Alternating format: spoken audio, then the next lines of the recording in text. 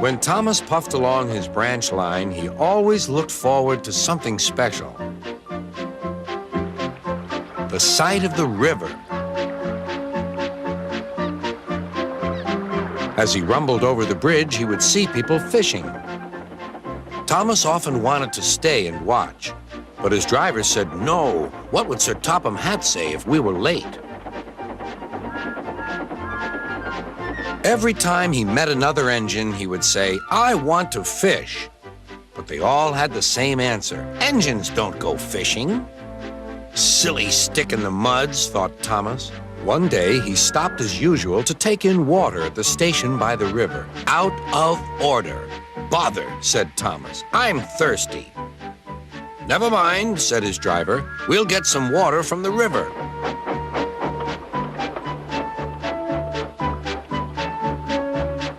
They found a bucket and some rope and went to the bridge.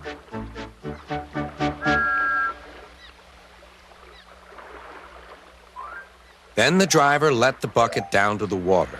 The bucket was old and had 5 holes, so they had to fill it, pull it up, and empty it into Thomas's tank as quickly as they could, several times over.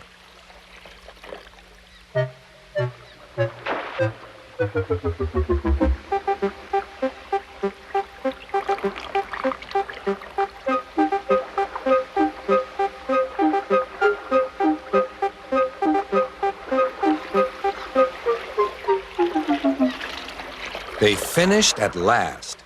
"That's good, that's good," puffed Thomas, and Annie and Clarabelle ran happily behind.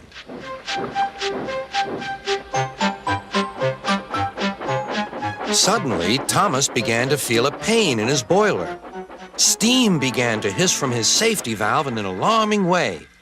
"There's too much steam," said his driver. "Oh dear," groaned Thomas. "I'm going to burst, I'm going to burst." They damped down his fire and struggled on. "I've got such a pain, I've got such a pain," Thomas hissed.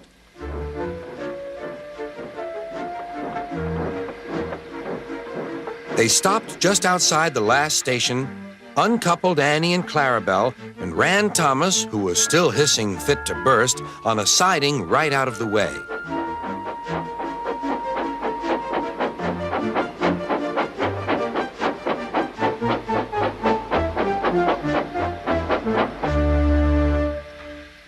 Then, while the conductor telephoned for an engine inspector, the driver found notices in large letters which he hung on Thomas in front and behind.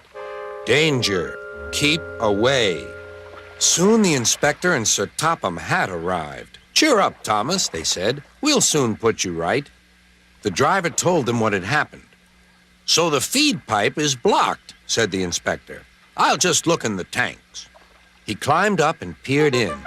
Then he came down. "Excuse me, sir.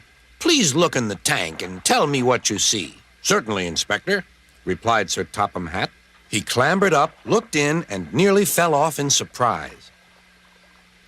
"Inspector," he whispered, "can you see fish?" "Gracious goodness me! How did the fish get there, driver?" "We must have fished them from the river with our bucket," replied Thomas's driver. "Well, Thomas, so you and your driver have been fishing, but fish don't suit you. We must get them out."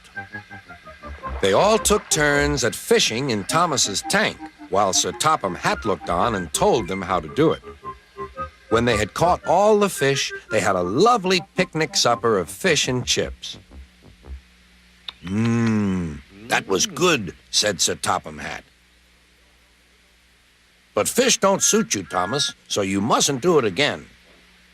"No, sir, I won't," said Thomas sadly. "Engines don't go fishing. It's too uncomfortable."